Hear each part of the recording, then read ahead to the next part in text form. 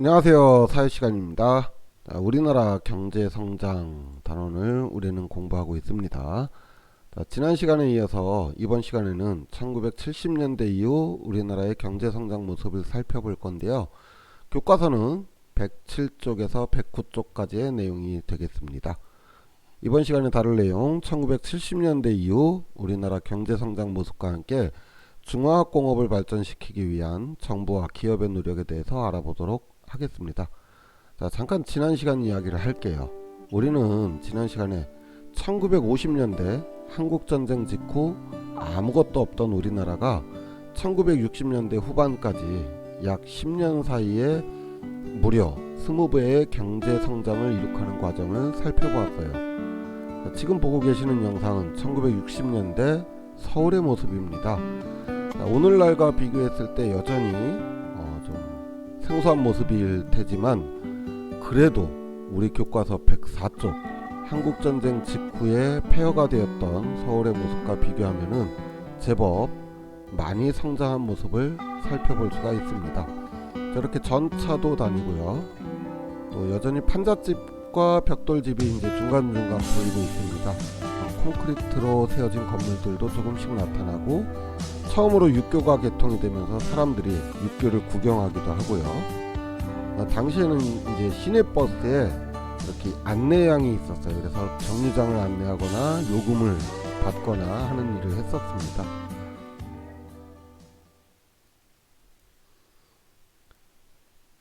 자, 그렇다면은 1950년대는 우리나라 경제가 어땠죠? 미국의 원조 물품, 밀가루, 섬유, 설탕, 이걸 삼백공업이라고 했죠. 삼백공업을 중심으로 소비재 산업을 집중적으로 육성을 했었습니다. 자, 그러다가 1960년대 들어서면서 의류, 신발, 가발 등의 노동 집약형 경공업을 통해서 산업을 발전시켜 왔죠. 자, 그래서 이번 시간에는 그럼 1970년대는 뭘 했는데 요걸 알아보도록 할 거예요. 자, 1970년대 서울의 모습입니다. 방금 전에 살펴봤던 60년대 서울과 비교했을 때 이제는 제법 도시다운 모습이 나타나고 있습니다. 물론 아직도 오늘날의 모습과 비교하면은 여전히 저게 서울이라고요? 뭐 이럴 수도 있겠는데 좀 전에 살펴본 60년대 서울의 모습과 비교했을 때 어때요? 제법 도시 같고 놀이공원에서 저렇게 놀이기구를 타는 아이들의 모습, 택시, 그리고 제법 콘크리트와 시멘트로 이루어진 집들도 좀 보이고요.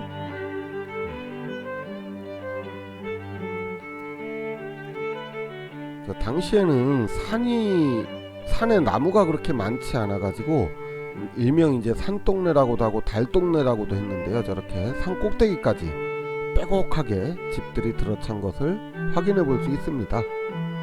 여전히 지게를 지고 다니는 분도 계시고요. 옷도 이제 조금씩 현대적인 옷으로 바뀌어가고 있고 독립문의 모습이 보이고 있습니다.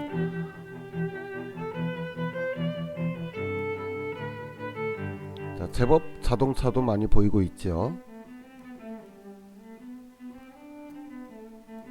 자, 이렇게 해서 1970년대 변화된 우리나라 서울의 모습을 좀 살펴봤는데요. 산업발전의 기틀을 마련하기 위해서 정부는 경부고속도로를 건설을 하였고요. 울산에 정유공장, 그리고 춘천의 수력발전소, 인천항 등으로 산업 기반 시설을 갖추게 되었습니다. 그러면서 이제 본격적으로 산업을 발전시키기 위한 노력을 하게 되지요. 자, 그러나 경공업만으로 경제를 성장시키는 데는 한계가 있어요. 그래서 정부는 1973년 획기적인 국가경제 발전을 위해서 중화학공업의 육성 계획을 발표하게 됩니다. 철강이라든지 선박, 자동차, 석유화학 등의 산업을 집중적으로 성장시키겠다는 계획이었어요. 자, 중화학공업이라는 것은 이렇게 철이나 배, 자동차 등의 규모가 크고 기술이 필요한 제품이나 석유화학 제품 등을 생산하는 산업을 말합니다. 그런데 이 중화학공업은 많은 돈이 필요하고 또한 높은 기술력을 요구하는 산업이에요. 그렇기 때문에 당시 우리나라 형편에서는 그렇게 쉬운 일은 아니었습니다. 그렇기 때문에 정부에서는 한국과학기술연구소라고 하는 것을 세우게 됩니다. 그리고 이 기술연구소를 통해서 새로운 기술을 개발하고 교육을 하고 또 이런 개발된 기술을 기업에 알려줌으로써 기업을 지원하기 위해 노력을 했고요. 울산에는 대규모의 석유화학단지를 건설해서 중화학공업 발전을 위한 기반을 마련했어요. 뿐만 아니라 이제 기업들이 마음 놓고 기업 활동을 할 수 있도록 기업에 좀 저렴한 이자, 싼 이자로 돈을 빌려주기도 하고 기술을 지원해주기도 해서 각종 산업의 기업들이 적극적으로 참여할 수 있도록 지원을 하였습니다. 선박, 철강, 자동차, 석유화학 등과 같은 중화학공업은 그 규모가 매우 크기 때문에 많은 노동력을 필요로 하는 산업입니다. 물론 경공업, 우리가 지난 시간에 배운 대로 노동집약형이라고 했지만 경공업의 노동집약형은 여러 명이 달려들어서 많은 물건을 생산해낼 수 있다는 거예요. 그러니까 무슨 말이냐면 가발을 만드는데 많은 사람이 달려들면은 가발을 더 많이 만들 수 있겠죠. 그런데 중화학공업은 하나를 만들기 위해서도 많은 노동력이 필요한 산업이라는 게 차이가 좀 있습니다. 뿐만 아니라 그러기 위해서는 공장 설비라든지 뭐 제조 기술이라든지 이런 자본과 기술이 엄청나게 많이 들어가는 산업이에요. 하지만 산업 발달 초기에 이 중화학공업은 경제 성장을 위한 밑거름을 만드는데 굉장히 중요한 산업이 됩니다. 그래서 이런 중화학공업을 갖다가 노동 자본 집약형 산업이다 라고 하기도 하고요. 또 기술을 넣어서 노동 자본 기술 집약형 산업이다 이렇게 말하기도 합니다. 자, 우리나라 산업에 있어서 가장 큰 문제점이라고 한다면은 바로 원재료의 수입 비중이 너무 높다라는 거예요. 왜냐 우리나라 자원이 없으니까 지하자원도 별로 뭐 변변치 않게 나오고 하니까. 그래서 정부에서는 이것을 개선하기 위해서 중화학공업 중에서도 철강산업, 그러니까 쇠를 만드는 산업과 정유산업, 석유를 갖다가 재가공해서 쓸모있는 물건들, 쓸모있는 자원으로 만드는 산업을 집중적으로 육성하기 시작을 했는데요. 기업들은 철이나 합성섬유, 합성고무, 플라스틱 등의 다양한 재료를 개발하고 생산하면서 성장해 나갔습니다. 1970년대 우리나라는 현대화된 대형조선소, 그러니까 규모가 있는 배를 만들 수 있는 대형조선소를 건설해서 세계 시장 진출을 위해 노력을 했고 1973년도에는 우리나라 최초로 외국에서 주문을 받아서 대형 유조선을 만들게 돼요. 이 재밌는 일화가 있는데요. 당시 이 대형 유조선을 만드는데 현대중공업이 이 사업을 맡았는데요. 외국에서 이 주문을 받아내기 위해서 당시 회장이었던 정주영 회장이 직접 나아가서 당시에 우리나라 지폐 중에 이제 500원권이 그 당시엔 지폐였어요. 이 500원 지폐를 보여주었습니다. 자, 그림을 한번 보세요. 거북선의 모습이 보이고 있죠. 정주영 회장은 이 그림을 보여주면서 아 봐라 대한민국 배 못 만들 것 같지? 옛날부터 우리는 배를 잘 만드는 회사였다. 이렇게 설득을 했다고 합니다. 자, 그렇게 해서 힘들게 유조선 만드는 산업을 따내고요. 1974년도에 우리나라 최초로 외국에서 주문을 받아 제작한 대형 유조선인 애틀랜틱 배런호라고 하는 것을 만들어서 수출을 하게 됨으로써 우리나라 조선산업, 배 만드는 산업은 세계 10위권으로 진입을 하게 됩니다.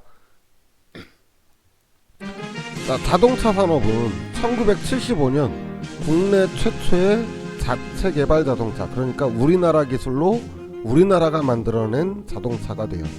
그것이 바로 현대 포니라고 하는 건데요. 이 1975년도에 이 포니를 만들어내면서 1976년부터 1982년까지 남미 지역에 우리나라는 최초로 자동차를 수출을 하기 시작을 합니다. 그리고 1986년에는 현대 엑셀이라고 하는 자동차가 미국에 수출을 하게 됩니다. 그런데 이 엑셀 자동차는 미국에 수출한 첫 해에 가장 많이 팔린 자동차로 기록이 되기도 했고요. 이 기록은 아직까지도 깨지지 않았다고 합니다. 자, 기계산업과 전자산업도 1980년대 이후 본격적으로 발달하기 시작하면서 우리나라의 주요 수출품은 이제 자동차, 선박과 더불어서 정밀기계, 또 기계부품, 텔레비전 등으로 자리매김하게 됩니다. 이렇게 해서 1970년대에서 1980년대까지의 우리나라 산업의 변화, 경제성장을 살펴봤는데요. 경공업 중심의 산업이 기술산업과 중화학공업으로 산업 구조가 바뀌기 시작을 하면서 수출도 급성장을 하게 됩니다.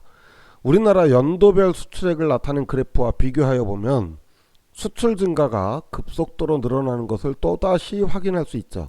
1970년도에 약 8억 달러 정도에 불과했던 수출액은 1990년대 말, 1990년대 초까지 가면서 약 650억 달러 규모로 증가하면서 20년 만에 무려 80배의 경제 성장률을 보이고 있습니다. 이거를 1950년대랑 비교해 본다면은 40년 사이에 우리나라는 100배의 경제 성장을 이룩한 나라가 되는 거죠. 굉장히 놀랍죠. 자, 오늘 배운 내용 정리해 볼게요. 1970년대에는 중화학공업 성장을 위해서 노력을 했고, 자동차, 전자, 그 다음에 선박 산업은 1980년대에 급성장을 하게 되고요. 산업구조는 경공업에서 중화학공업으로 변하게 되면서 수출이 증가하고 1980년대까지 우리나라는 약 80배의 경제성장을 이룩한 나라가 되었습니다. 자, 이렇게 해서 오늘 공부할 내용을 다 살펴봤고요. 다음 시간에는 이제 1990년대 이후부터 우리나라 경제성장이 어떻게 발전해 왔는가를 살펴보도록 하겠습니다. 오늘 수업 여기서 마칠게요. 수고하셨습니다. 안녕.